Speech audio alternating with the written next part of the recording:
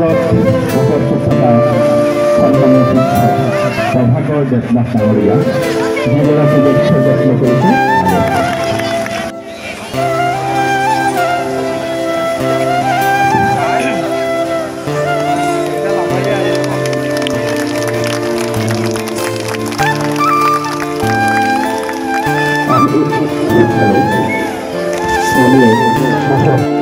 জ্ঞাপন কৰিছোঁ আৰু লগতে আমি নিমাই দাস ডাঙৰীয়াক সম্বৰ্ধনা জ্ঞাপন কৰিব বিচাৰিছোঁ। এইবাৰ আমি নিতাই দাস ডাঙৰীয়াক সম্বৰ্ধনা জ্ঞাপন কৰিব বিচাৰিছোঁ। ধন্যবাদ।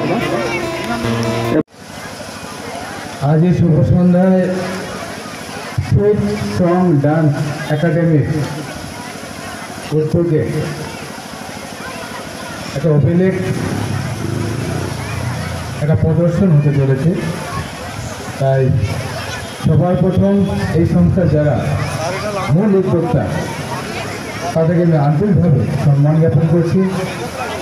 প্রসঙ্গে উপস্থিত মঞ্চে যারা আছেন জ্যেষ্ঠ শ্রেষ্ঠ অভিজ্ঞ আমাদের শিক্ষাগুরুরা যারা আছেন, সমাজের সতীর্থ দলের সতীর্থ, এবং আমাদের সৌভাগ্য আমাদের মধ্যে একজন নতুন অতিথি আমরা পেয়েছি আমার হাজারিকাটা তেওঁ ভকত যোৰহাট যোৰহাটৰ পৰা আমাৰ তাত আহিল।